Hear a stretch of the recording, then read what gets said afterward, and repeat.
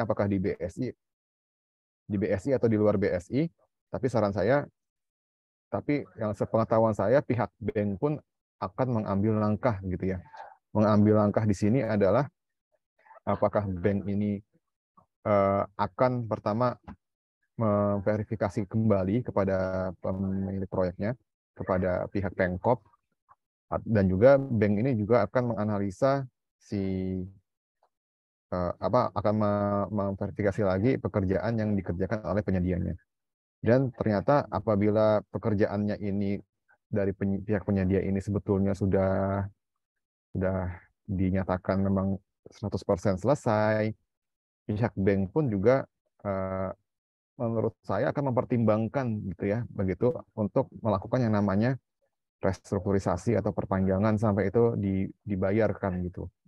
Nah, dalam hal ini sebetulnya kuncinya adalah di pihak Pemkot sebagai pemilik proyeknya ya. Apakah anggaran itu yang tadinya di awal sudah ada itu bisa dibayarkan segera, atau yang jelas harus ada kepastian kapan di bulan apa gitu ya itu pekerjaan akan dibayarkan, sehingga pihak bank maupun pihak penyedianya ini juga akan tahu begitu. Berarti kalaupun mundur, berarti mundurnya itu adalah sampai berapa lama.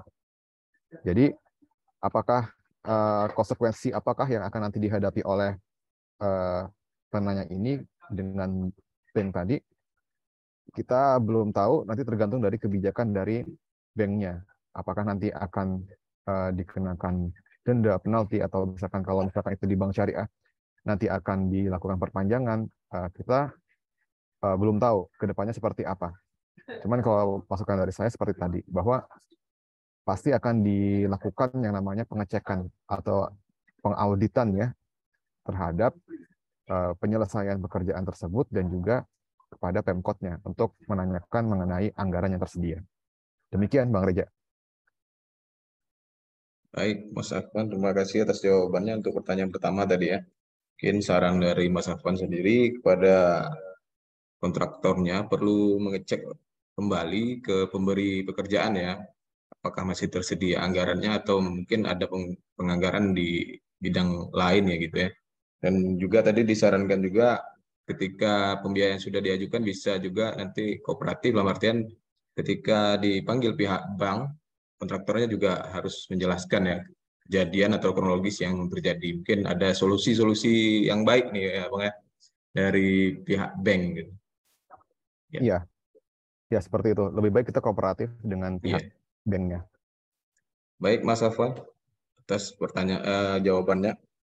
Mungkin itu Pak jawaban dari Mas Afwan terkait pertanyaan pertama. Baik, kami persilakan untuk penanya kedua yang ingin bertanya. Ya, silakan dari CV Falcon ya. Ya, silakan. Terima kasih semuanya. Salam hormat saya kepada, saya perkenalkan diri dulu, saya Yul dari CV Falcon. Salam hormat kepada Pak Ketua K, salam hormat kepada Pak Sekjen, Pak Mansur, dan kepada pihak bank, BSI, dan juga salam hormat saya kepada semua rekan yang ada di sini. Mungkin ada beberapa hal yang saya tanyakan berkaitan dengan perkembangan kami kontraktor kecil ini ya, yang terhimpun dalam asosiasi AKA. Yang ingin saya tanyakan, apa kira-kira peran dari AKA atau Pak Ketua AKA dalam membina kami kontraktor kecil ini yang ingin berkembang, sedangkan makin hari kita lihat makin susahnya, makin rumitnya kami mendapatkan pekerjaan, mendapatkan kontrak. Kalau dulu saya pernah ingat masa-masa dulu waktu kita masih tender manual, itu bagi kontraktor kecil yang di bawah naungan asosiasi itu ada tindakan dari ketua asosiasi atau asosiasi sendiri memperhatikan kami kontraktor kecil ini yang tidak mempunyai pekerjaan, sehingga paling tidak kami ini perusahaan bisa hidup. Karena makin kemarin itu makin sulit, saya rasa banyak kontraktor kecil itu ada yang sudah gulung tikar, malah untuk memperpanjang izin-izin pun tidak mampu. Cuma sangat kita sayangkan, karena kalau boleh kita curhat sedikit, di saat Irwandi Yusuf, masa Irwandi Yusuf itu memimpin, beliau pernah mengatakan kita akan mengembangkan pengusaha-pengusaha baru. Nah, di saat itu beliau lakukan, kita melihat perekonomian Aceh ini sepertinya mau berkembang nih, orang-orang bersemangat. Tetapi yang kita rasakan sekarang, makin kemari itu semua sudah hilang, mungkin baik itu dengan regulasi aturan yang berubah-ubah, sehingga banyak yang gulung tikar. Cuma yang saya ingin harapkan, yang saya ingin tanyakan kepada AK, baik ketuanya, yang dimana tempat kami bernaung, adakah tindakan-tindakan atau apa kebijakan yang Bapak ambil, yang mungkin Bapak sendiri punya kedekatan dengan pemerintah, yang ini juga tempat kami berbagi, bercerita, untuk bisa lebih memperhatikan kami pengusaha kecil ini. Kita bilanglah, tidak dengan pekerjaan besar karena itu sudah bersifat politis. Mungkin ada pekerjaan kecil yang kami bisa dibina dengan pekerjaan itu, yang sehingga nantinya kami bisa tumbuh atau bisa eksis di dunia konstruksi. Mungkin di bawah rumah kami ATA ini, jangan hanya sekedar ibaratnya kita punya rumah, kita punya orang tua kita berjalan sendiri, anak itu sendiri, terakhir anak itu arahnya ya orang tuanya saja yang maju, baik hal-hal lain. Saya rasa begitu salah satunya ya. Mungkin penjelasan saya kurang pas, tapi bagi yang bisa memahami atau bisa memaklumi mungkin bisa sedikit diluruskan. Itu yang pertama. Yang kedua, untuk pihak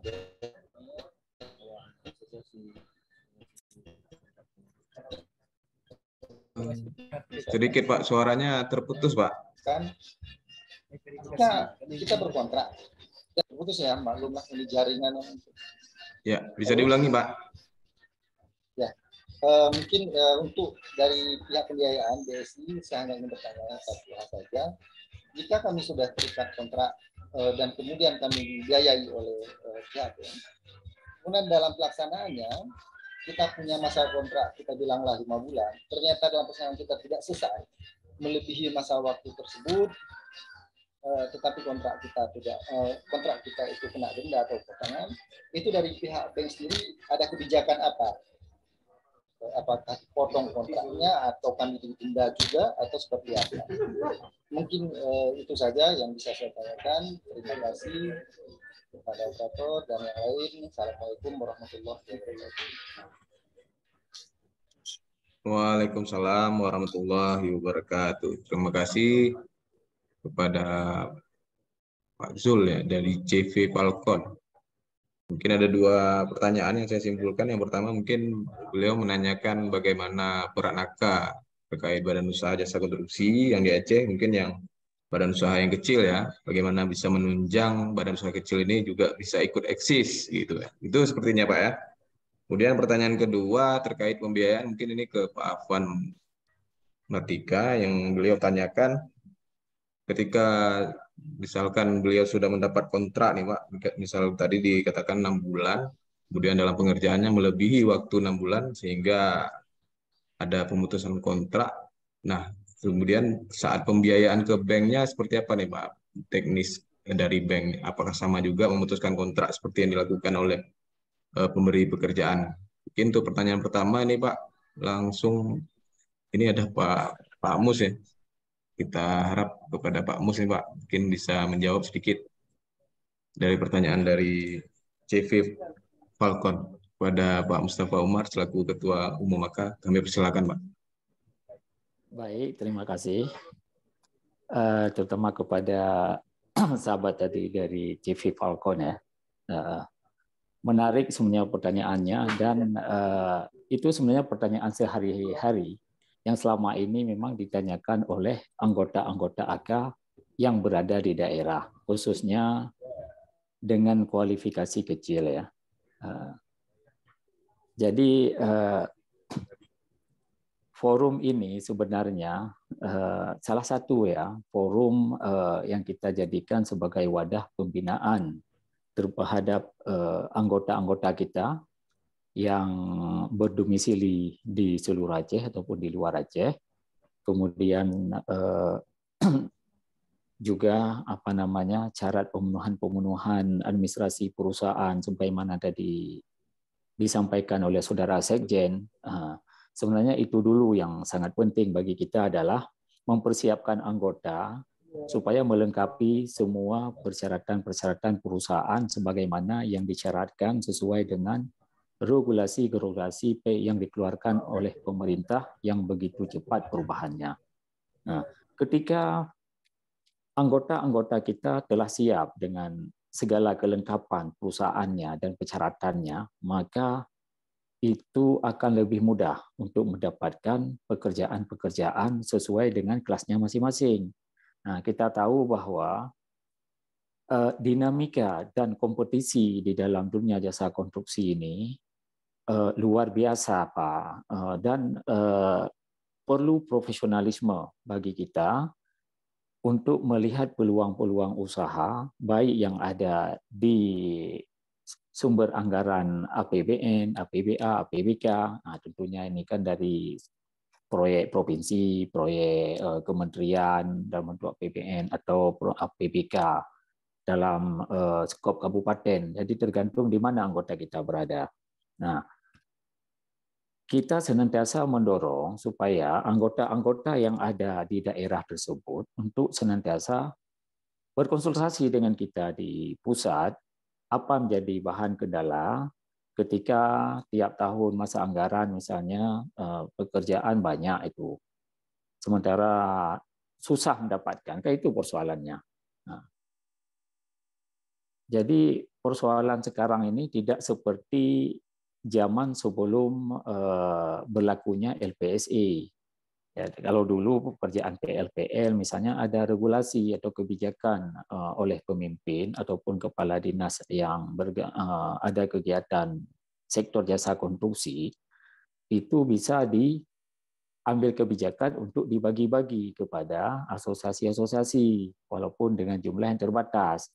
Hingga asosiasi nanti ya akan melihat di mana posisi proyek itu berada, apakah di kabupaten mana misalnya. Nanti di situ nanti akan dilihat di mana ada anggota, di situ direkomendasikan untuk dilaksanakan oleh anggota asosiasi itu sendiri.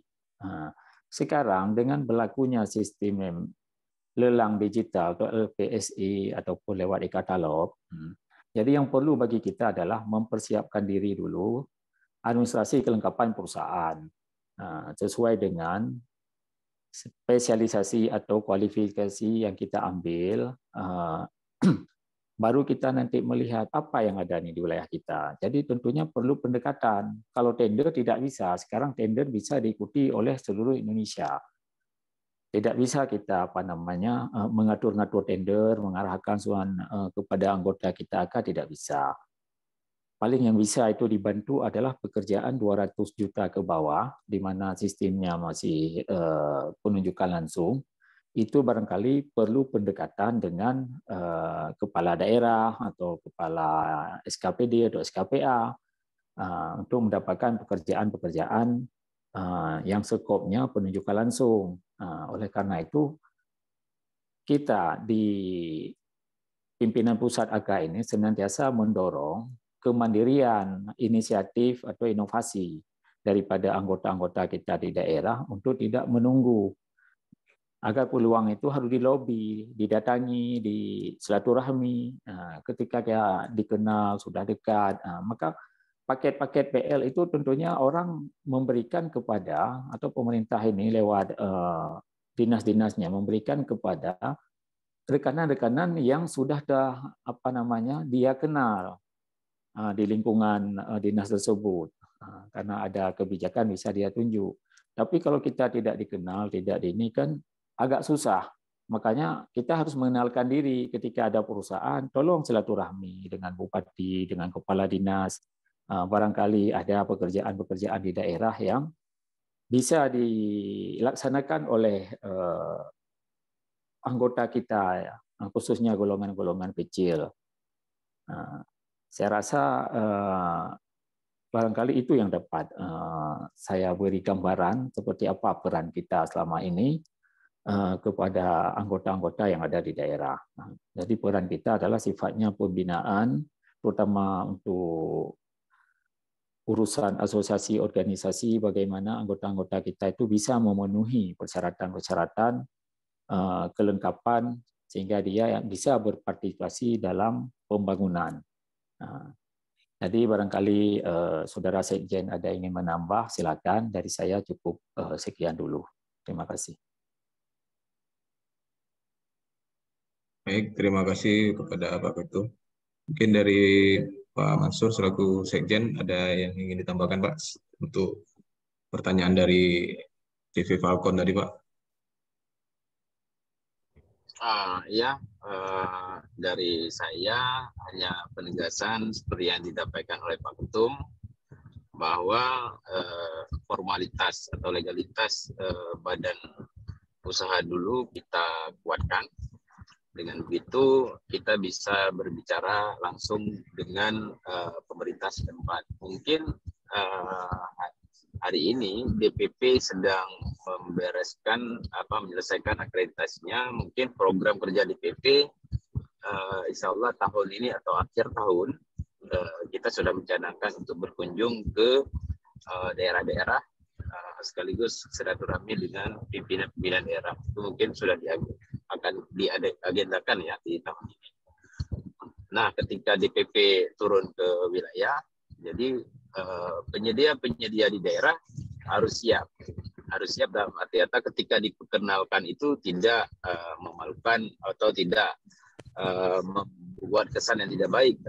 Contohnya misal seperti saya sampaikan tadi, badan usaha jasa produksi tempat kelengkapan itu tidak ada, kantor pun tidak ada gitu. Ya minimal satu kantor 4x4 ya udah cukup sebagai legalitas.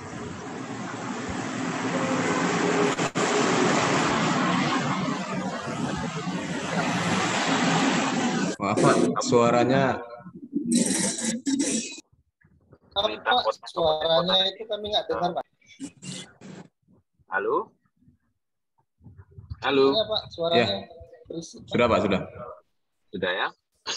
Jadi nanti program DPP itu dia akan berkunjung ke kabupaten kota. Nah, kesiapan dari rekanan-rekanan penyedia-penyedia di AK di kabupaten kota harus siap. Nanti kita akan termasuk akan bersilaturahmi bersama kepada bupati atau wali kota setempat untuk mengambil bagian AK daerah itu sinergitas membangun Aceh. Mungkin itu dari saya Pak Teja sebagai penegasan yang disampaikan Pak Ketum.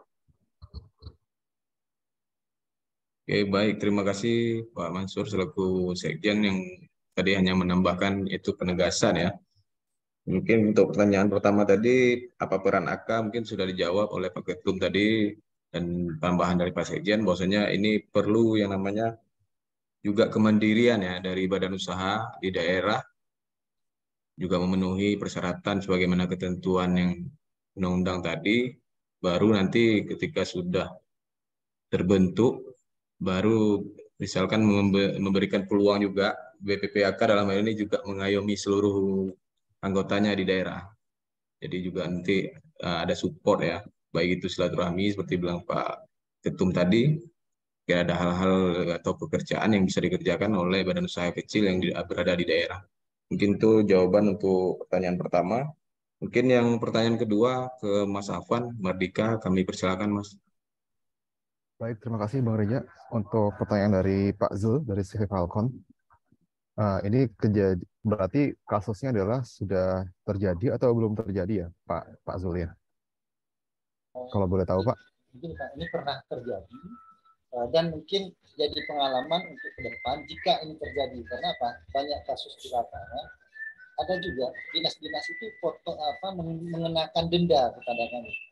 Jadi saat denda itu dikenakan, otomatis biaya awal kontrak itu kan akan terpotong di saat ada pemasukan ke kas kembali, Pak ya. Nah, itu yang bisa saya. Iya, baik Pak Zul. Jadi kalau sudut pandang bank ketika ingin membiayai konstruksi ya kepada Bapak Ibu para penyedia adalah kita sebetulnya dua hal yang kita pegang, yaitu dari pemberi pekerjanya, kemudian dari nasabahnya atau penyedianya. Kalau kita melihat ke pemberi pekerjaannya atau bohirnya dalam hal ini Pemkot, maka kita memverifikasinya adalah memverifikasi pekerjaan, kemudian memverifikasi apakah dana atau anggaran tersebut untuk pekerjaan itu, untuk proyek tersebut ada. Kemudian apabila itu kita sudah yakini, maka kita mengecek kepada calon nasabahnya atau nasabahnya. Nah, dalam hal ini, para penyedia jasa atau para penyedia atau kontraktor yang sudah ditunjuk oleh pemberi kerja, secara teknis itu mampu menyelesaikan pekerjaan sesuai dengan kontrak yang sudah disepakati ya kedua belah pihak. Artinya apa? Dalam hal ini berarti dari pihak pemberi pekerjaan itu sudah yakin Bapak untuk selesai dalam pekerjaan waktu katakanlah 5 atau 6 bulan sesuai dengan kontrak. Nah, artinya dalam hal ini bila ada keterlambatan tentunya akan dianalisa. Apakah keterlambatannya itu karena dari pihak penyedianya yang belum selesai pekerjaannya, atau memang keterlambatannya itu bisa macam-macam Pak ya, bisa dari sisi si penyedianya atau bisa dari sisi penyedianya. Kalau dari pemberi pekerjanya, misalkan ada tambahan atau ada adendum spek pekerjaan yang dimintakan kepada penyedia, biasanya seperti itu. Kenapa kontrak bisa mundur? Kemudian kalau dari sisi penyedianya, dari sisi nasabahnya, biasanya keterlambatan ini tentu ada sebabnya ya. Misalkan mungkin karena cuaca yang kurang baik begitu yang mempengaruhi penyelesaian pekerjaan tersebut, atau mungkin ada sesuatu hal yang bersifat force majeure yang tidak bisa kita handle oleh manusia begitu ya. Katakanlah seperti bencana alam atau sejenisnya.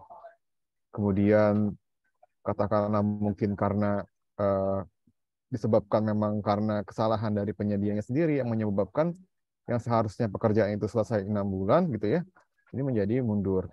Makanya dalam hal ini perlu didudukkan lagi Pak antara Bapak sebagai penyedia dan juga pemberi kerja. Apakah dalam hal ini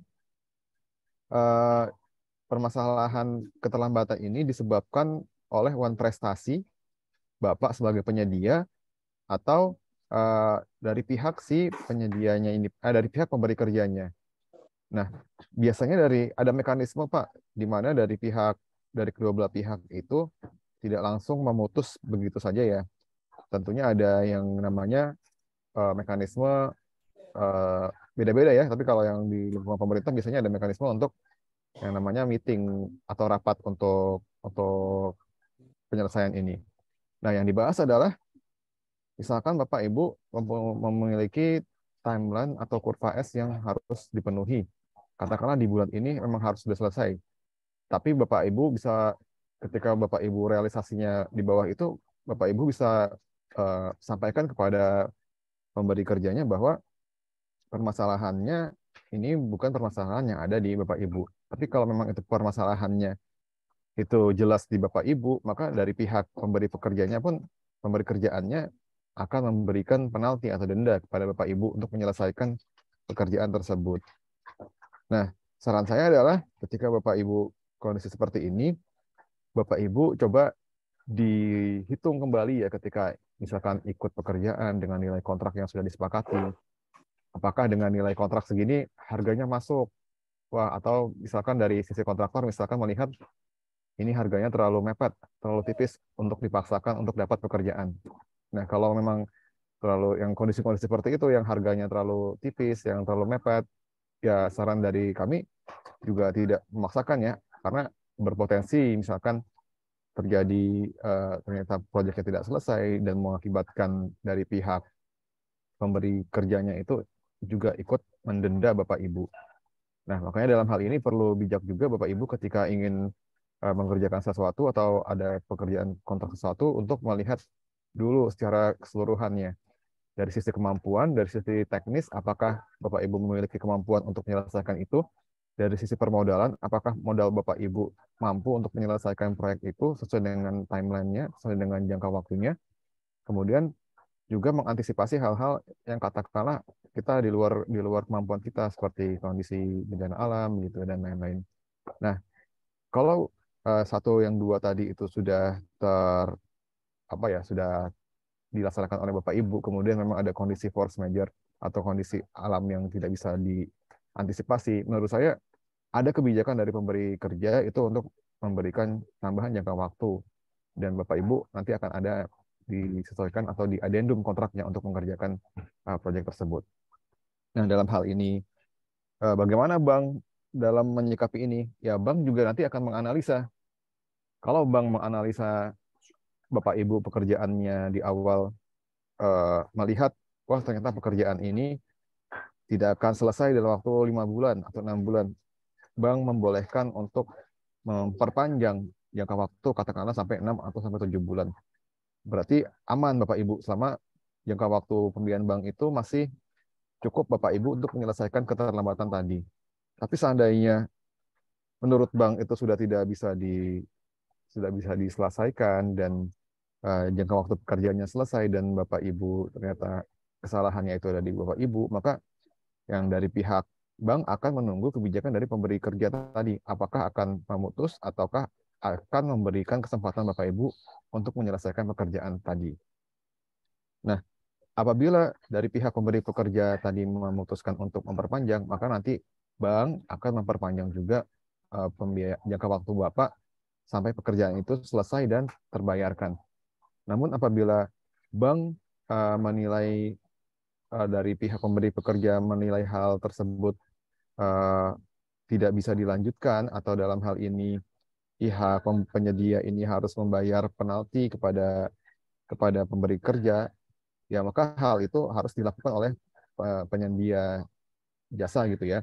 Dan dalam hal ini bank mungkin kebijakannya adalah kebijakan untuk penyelesaian fasilitas pembiayaan, penyelesaian kewajiban dengan cara agunannya sudah ada di bank tadi, mungkin ya harus dengan izin dari Bapak Ibu juga kita untuk mengeksekusi untuk menyelesaikan pembiayaan. Seperti itu, Pak Zul, penjelasan dari sisi bank, Pak. Terima kasih Pak, mungkin sementara jelas. Terima kasih Pak Zul. Ya, terima kasih Mas Afwan atas jawabannya ya, sangat jelas tadi. Juga Mas Afwan juga dari pihak bank juga menyarankan kepada badan usaha juga harus menganalisa dulu ya sebelum mengambil pekerjaannya, juga mengecek modal yang ada, kemudian jangka waktu yang diberikan, sehingga tidak terjadi ya Mas Afwan ya yang seperti tadi pemutusan kontrak, karena pihak bank juga saat pemutusan kontrak pun juga melakukan analisa tersendiri ya.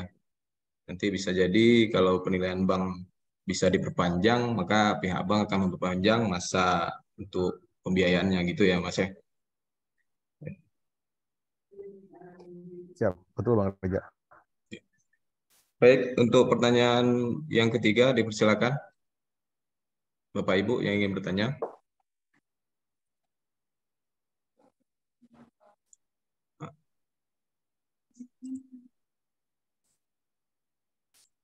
Oh, ya, pada Pak Surya dari CV Malahayati. Ya, dipersilakan Pak.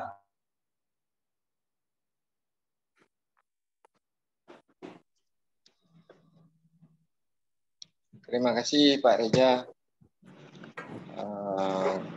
Saya Surya dari kontraktor kecil.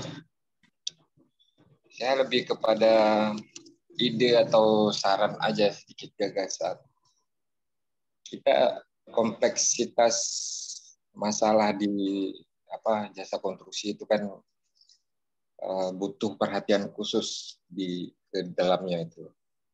Kita tahu asosiasi juga punya peranan dalam ya semacam ide gagasan yang akan disampaikan kepada pemerintah. Kemudian kita tahu di perbankan syariah kan tujuannya untuk mengembangkan ekonomi syariah itu. Kalau kita simpulkan ekonomi syariah di dalam forum ini ekonomi syariah dan AK itu. Jadi kita simpulkan aja secara ekstrim bahwa pembangunan ekonomi kontraktor bersyariah kan itu ekstrimnya di wilayah pikiran kita itu. Jadi kita mau prinsip kontraktor syariah itu melekat di kita dan itu didukung oleh perbankan syariah yang dalam hal ini BSI. Kita tahu bahwa problem di jasa konstruksi, pekerjaan konstruksi itu sangat kompleks masalahnya. Cuman kita ingin bersama-sama di dalam forum atau di dalam diskusi seperti ini, kita mau ada konsep ideal yang baru.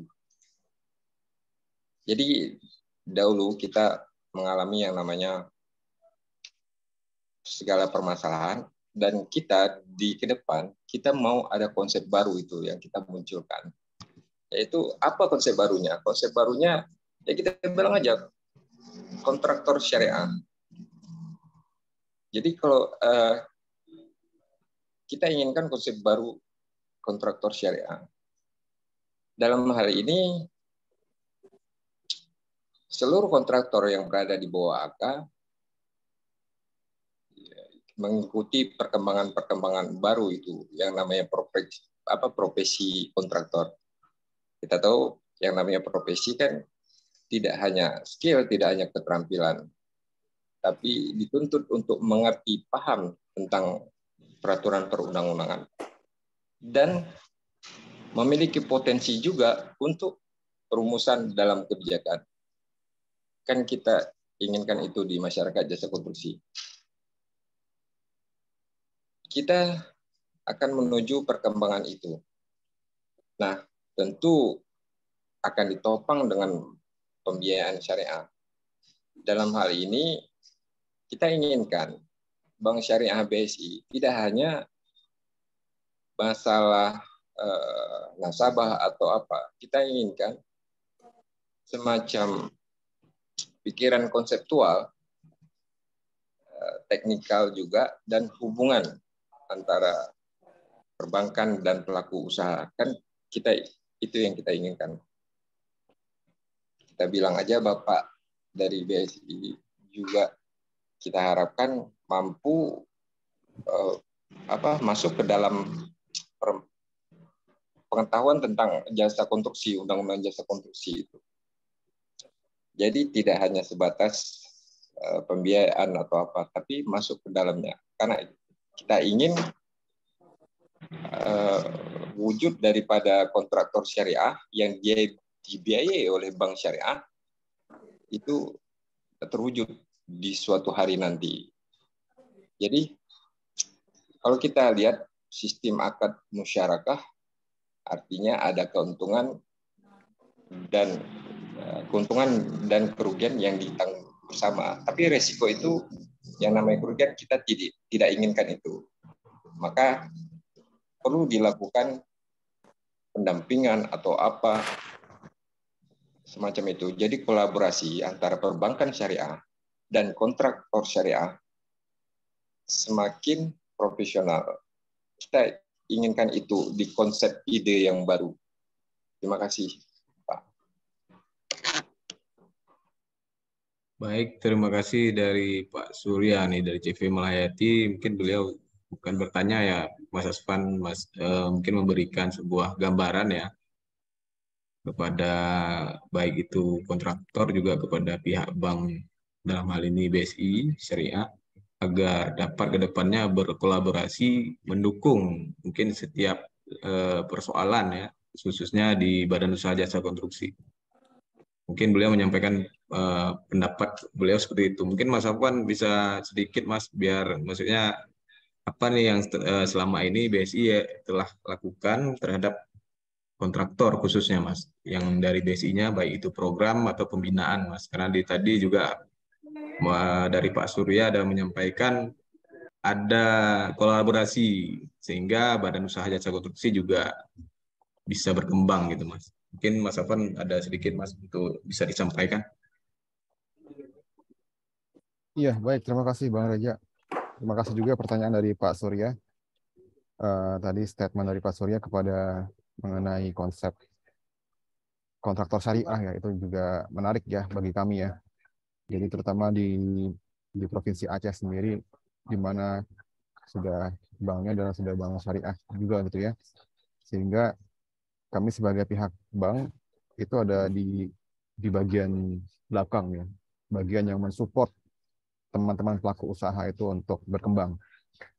Nah, tentunya di sini di rekan-rekan di bidang di bawah naungan AK, dunia konstruksi itu luas ya.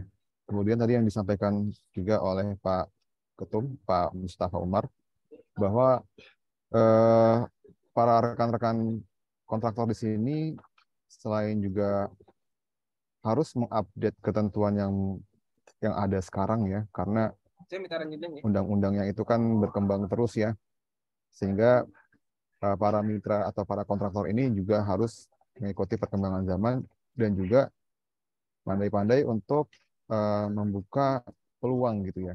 Di sini kami terbuka dengan para nasabah-nasabah BSI yang bergerak di bidang konstruksi.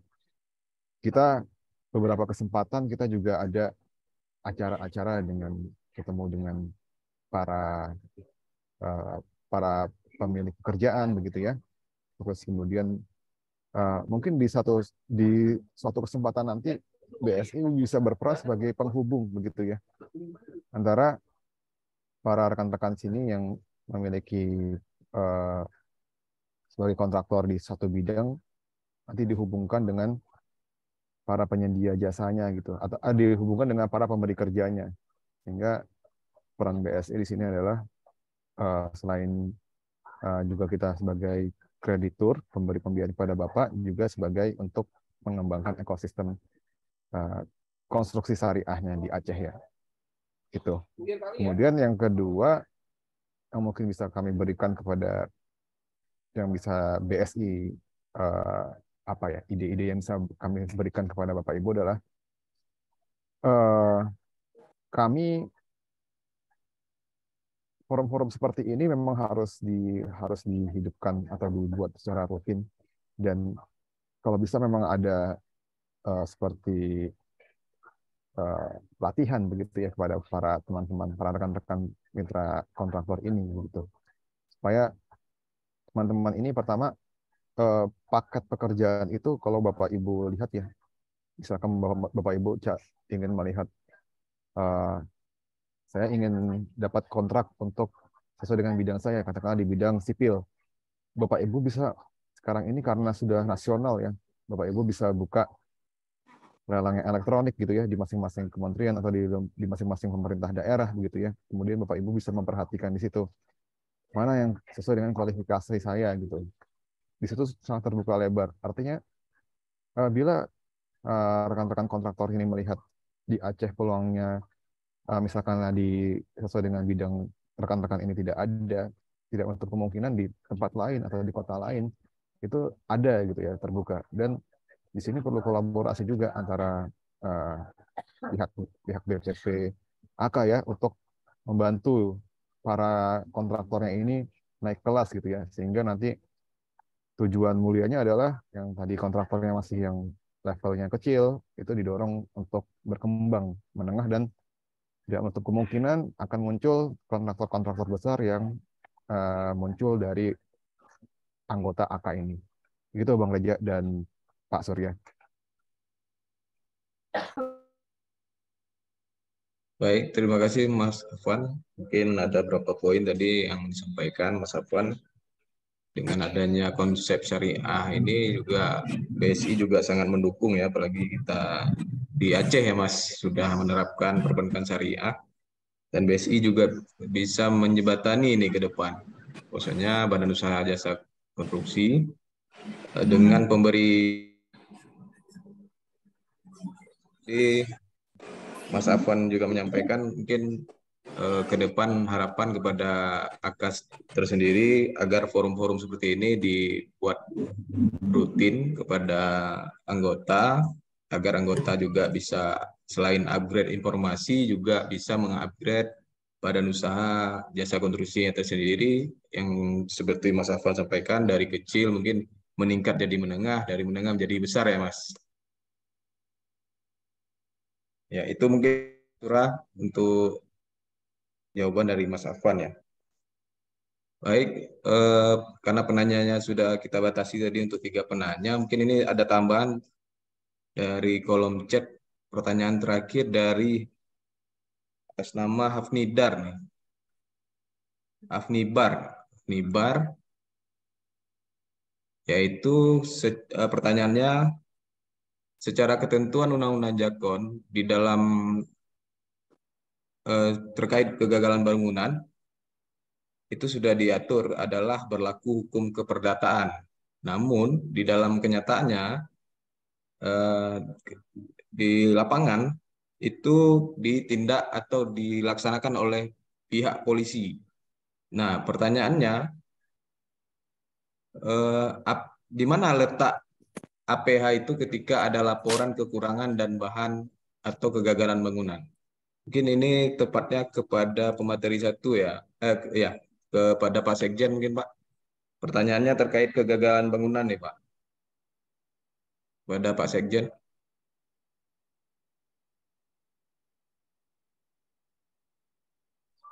Baik, Pak Reja, terima kasih. Pertanyaan tadi yang pertama, apa bisa diulang Pak Reja? Ya, pertanyaannya Pak, mungkin yang sedikit saya rangkum. Beliau menanyakan Undang-Undang Jakon sudah mengatur terkait kegagalan bangunan masuk ranah hukum perdata nih Pak. Namun di dalam fakta di lapangan, kejadian kegagalan bangunan itu dinilai oleh pihak APH nih Pak. Nah di sini beliau menanyakan di mana peran APH ini, kok bisa sampai tahu soal kurangnya bahan suatu bangunan gitu Pak. Ya. Baik, terima kasih kepada Pak Asnibar. Di sini saya ingin jelaskan dalam segi ketentuan Undang-Undang Jakon dan PP 22 masalah ya. Itu disampaikan, didetilkan terkait dengan kegagalan bangunan. Di sini itu bisa kita sampaikan secara normatif ketika kita selaku penyedia melakukan mengalami hal tersebut. Contoh saya sampaikan bahwa secara normatif kegagalan tidak bisa dikatakan kegagalan bangunan sebelum ada keluar surat dari tim penilai bangunan. Dan tim penilai bangunan itu tidak bisa dari APH. Akademisi pun tidak bisa karena ketentuan tim penilai bangunan, ahli penilai bangunan itu dasar PP itu adalah SK dari menteri juga. Nah, ini secara normatif ya. Yang menunjuk penilaian bangunan gedung itu, kegagalan bangunan itu dibentuk oleh menteri. Jadi kalau bisa saya simpulkan, kalau terjadi kegagalan bangunan karena tanggung jawab penyedia adalah 10 tahun di dalam kontrak, dalam kurun waktu 10 tahun jika ada ditemukan kegagalan bangunan ataupun indikasi kegagalan, tidak bisa dikatakan kegagalan karena itu bukan domainnya si penyedia dan bukan domainnya si pengguna. Jika ditemukan ada kelainan dalam bangunan sehingga ada keraguan apakah gagal atau tidak, pengguna melalui pembina daerah menyuratin ke PUPR. PUPR menurunkan tim ahli untuk menilai bangunan gedung, SK-kan. Nah, hasil dari tim ahli tersebut ada rekomendasi perbaikan, bangun baru dan bermacam hal yang untuk bangunan tersebut bisa digunakan kembali. Itu kronologis itu apa strukturnya gitu kan. Nah, yang menilai bangunan gedung itu yang menyatakan bangunan gagal itu adalah tim ahli tersebut. Nah, gagalnya kan bermacam-macam. Gagal misalnya tidak semua gagalnya. Gagal kan gagal sekaligus perbaikannya. Jadi dalam rekomendasi tim yang dibentuk untuk menilai bangunan gedung itu adalah dia menyampaikan permasalahan dan penyelesaian. Nah, dasar dari itu pengguna memanggil lagi penyedia karena tanggung jawabnya 10 tahun untuk memperbaiki. Nah, wilayah APH di mana? Wilayah APH apabila ada OTT atau ada kejadian. Kalau dasar PP kita lihat bahwa wilayah APH ketika ditemukan kerugian negara, nah kerugian negara itu terlebih dahulu harus ada audit daripada Badan Pemeriksaan Keuangan Negara, ya, accident dan segala macam. Nah itu baru masuk wilayah APH. Untuk detail teknisnya mungkin ada beberapa pendapat atau beberapa tata cara masuknya karena teknis kita tidak tahu. Karena di situ wilayah pidana dalam Undang-Undang Jepang wilayah pidana itu dihilangkan, tapi dalam ketentuannya ada pidana-pidana yang masih ditegakkan dalam konstruksi. Seperti saya sampaikan tadi, ya. Misalnya ada terjadi insiden, ada kerugian keuangan negara, nah itu bisa wilayah pidana. Dan itu detailnya itu lebih kita lihat kondisi real di lapangan. Nah, di AK sendiri kita memberi peluang kepada rekan-rekan jika ingin berkonsultasi hukum ya untuk bisa ke sekretariat, karena sesuatu hal yang ingin kita sampaikan kadang-kadang tidak tercapai keinginan, kadang-kadang terbatasan ruang gitu ya. Jadi Pak Snibar dan rekan-rekan yang lain ya tidak salahnya kalau kita minta misalnya membuat diskusi terkait dengan kegagalan bangunan lebih detail dan langsung kita ambil misalnya beberapa contoh yang terjadi di Aceh. APH dalam arti kata aparat penegak hukum, bisa jaksa, bisa polisi dan bisa lainnya ya yang berkaitan dengan penegak ya. Tuh. Jadi itu Pak Reja ketentuan normatif di dalam undang-undang dan PP. Ya. Oke. Kembalikan ke moderator. Baik, terima kasih kepada Pak Mansur Saban selaku Sekjen atas jawaban dari Afnibar ya, yang menanyakan tadi kegagalan bangunan itu apakah ada peran APH di situ. Nah, hasil dari jawaban dari Pak Sekjen tadi, kegagalan bangunan ini sendiri harus ditentukan oleh tim ahli ya. Tim ahli ini pun harus ditunjuk oleh kementerian. Nah, itu mungkin Bapak Ibu harus kita ketahui bersama. Ketika setelah disurati oleh pengguna dalam hal ini pemerintah, maka kementerian membentuk tim ahli yang akan menilai apakah bangunan itu ada kegagalan bangunan atau tidak. Kemudian tim nanti mengeluarkan rekomendasi, baik itu perbaikan atau bisa jadi ada pembangunan baru, seperti itu yang disampaikan Pak Sekjen. Mungkin itu untuk jawaban Bu atau Pak Afnibar ya, menjawab pertanyaan dari Pak Afnibar. Baik, untuk terakhir kita kasih kesempatan untuk satu penanya sebelum kita akhiri ya. Satu penanya lagi, dipersilakan.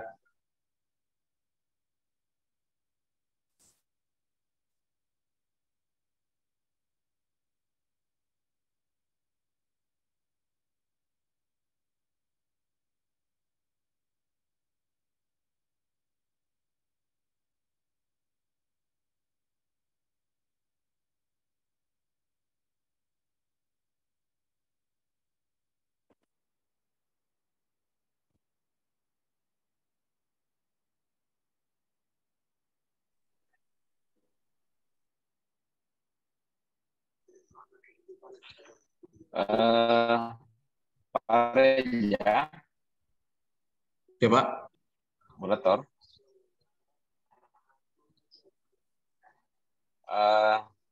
Jadi saya selaku Sekjen AK ya, ini ada hal yang bisa terkait dengan pemaparan materi tadi. Mungkin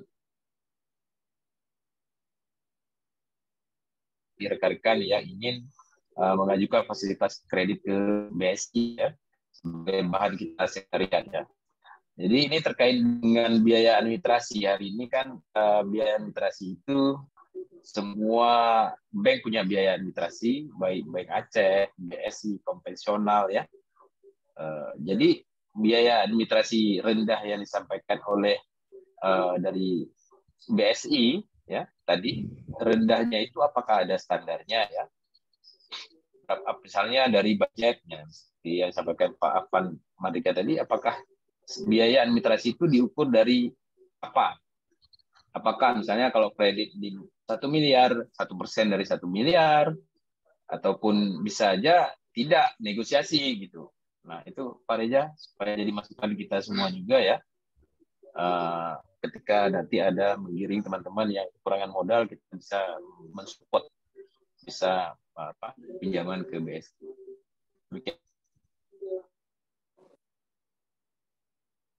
Baik, terima kasih Pak.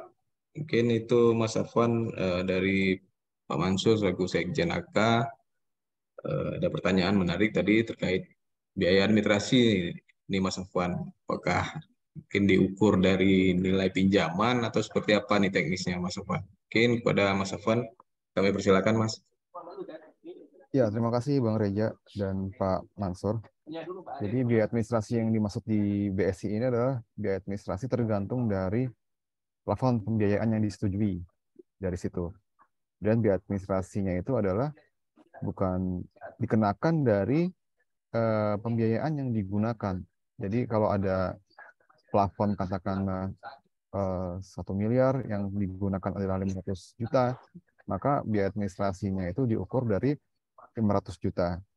Nah, dalam hal ini perhitungan biaya administrasinya kalau di BSI itu kalau disetarakan dengan misalkan yang gampangnya dengan bank-bank lain yang menggunakan sistem konvensional, kita kurang lebih setara dengan 1%, Pak Mansur dan Bapak Ibu sekalian. Nah, namun di situ juga ada ruang ya begitu ya untuk bisa dinegosiasi. Jadi tapi itu harus atas persetujuan dari pimpinan yang ada di sini, yang di pusat, yang di Jakarta. Jadi kalau idealnya kurang lebih sama dengan bank-bank lain sekitar 1% dari plafon. Kemudian kalau untuk Bapak Ibu misalkan ada pengajuan untuk keringanan, itu harus persetujuan dulu di kantor pusat. Itu Pak Mustafa dan Pak Mansur, Bapak Ibu sekalian.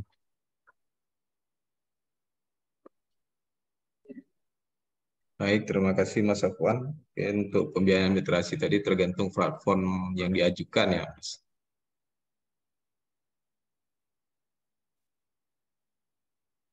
Dan itu pun setelah ada persetujuan dari pihak bank ya. Ya, betul. Begitu Bang Rega.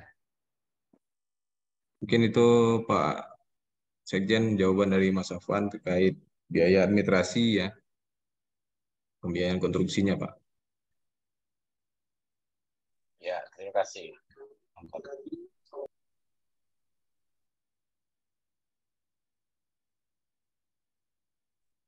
Ini mungkin pertanyaan terakhir nih. Kebetulan chat dari CV Sanggamara.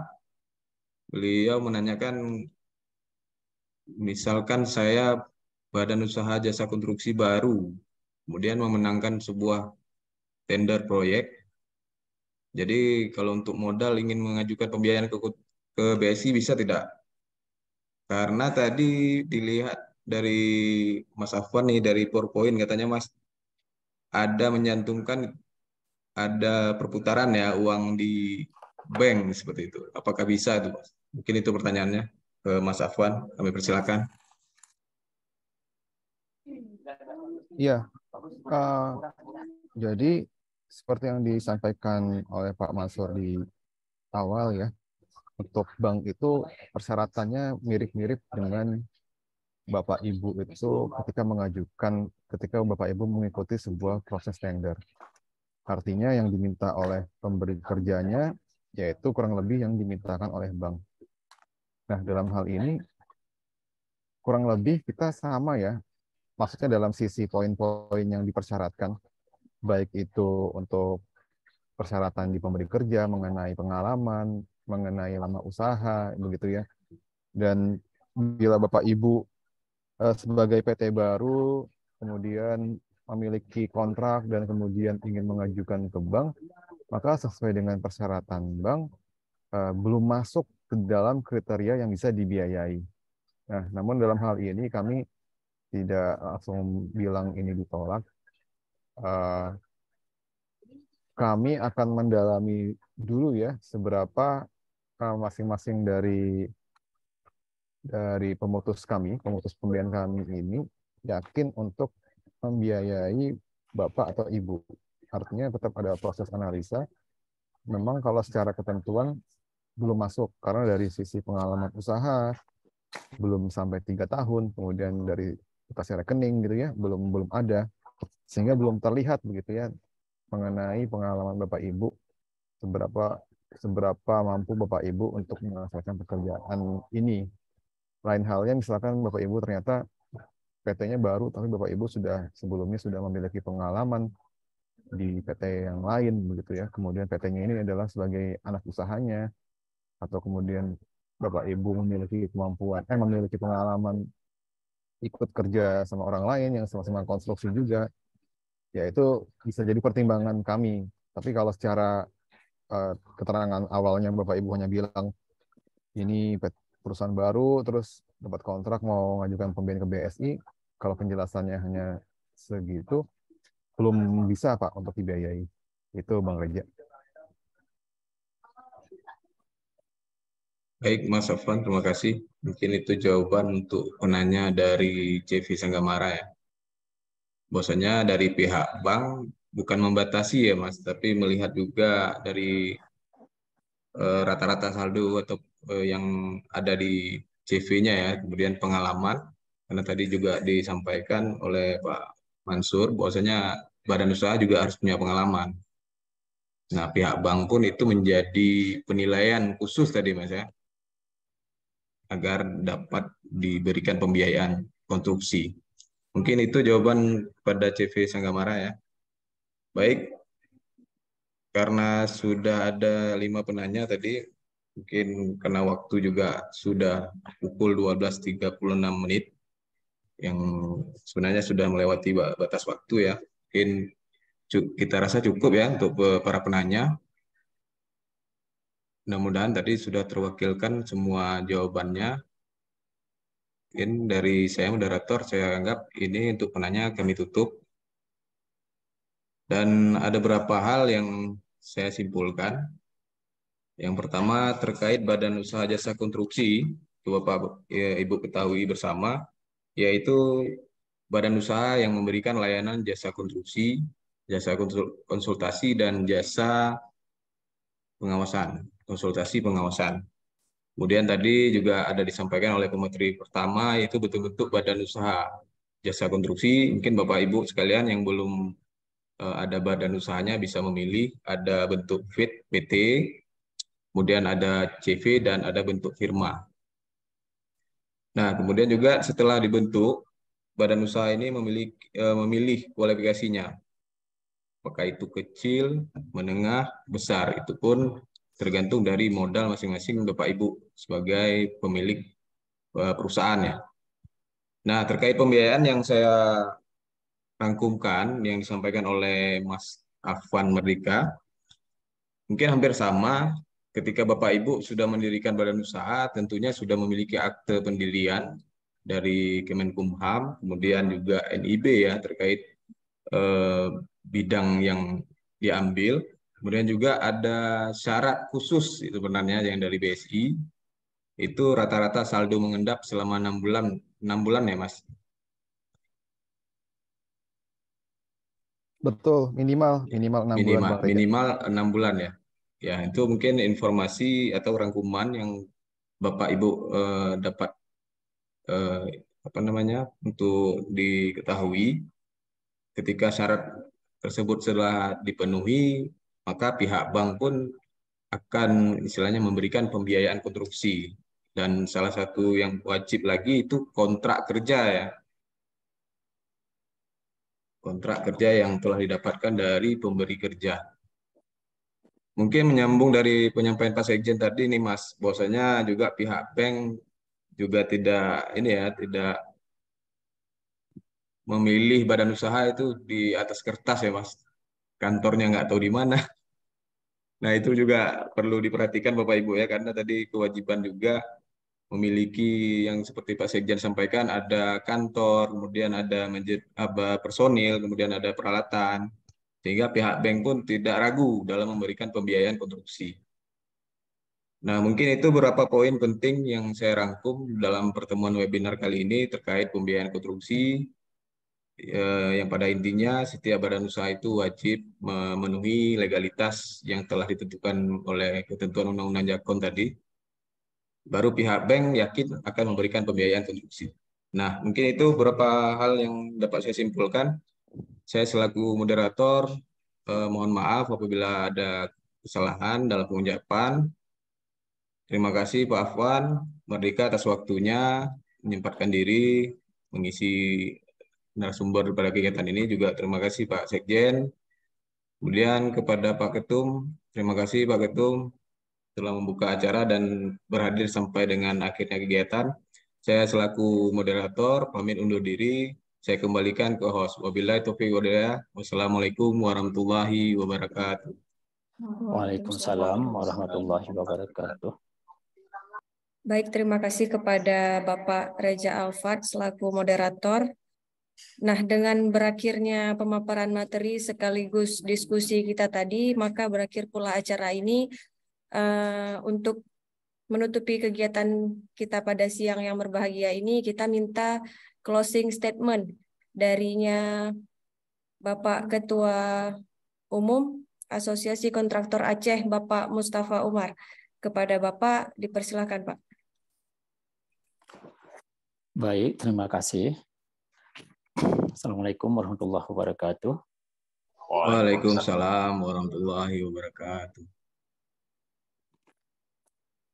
Pada para peserta, teman-teman pengurus dari BPPAK dan juga anggota-anggota AK, partisipan maupun para pemateri, terima kasih saya selaku Ketua Umum BPPAK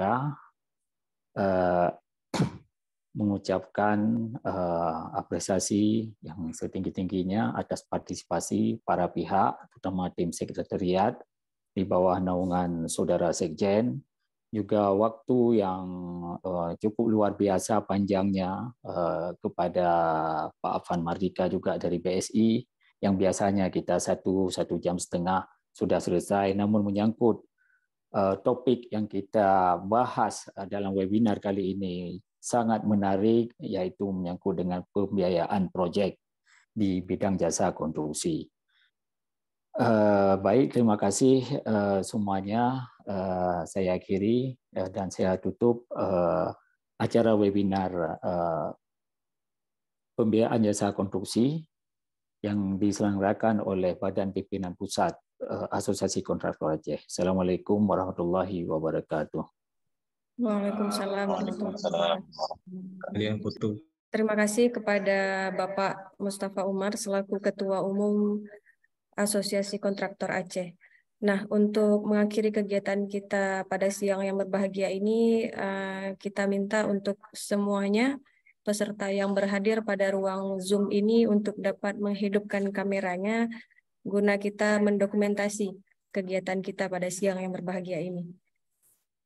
Silakan Bapak, Ibu.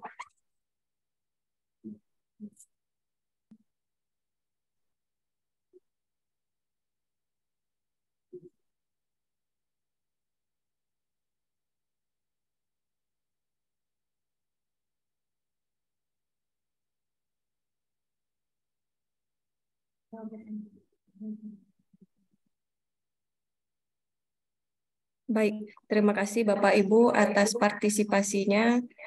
Sekali lagi saya ucapkan terima kasih juga kepada Bapak Ketua Umum, Bapak Sekjen AK, dan pengurus BPP AK, dan pemateri dari Bank Syariah Indonesia, dan seluruh pelaku konstruksi yang telah menghadiri kegiatan webinar pada siang yang berbahagia ini. Saya MC pamit undur diri. Wassalamualaikum warahmatullahi wabarakatuh. Waalaikumsalam warahmatullahi wabarakatuh. Terima kasih Pak Mustafa, Pak Mansur. Ya, terima kasih Pak. Ya, sama-sama Mas.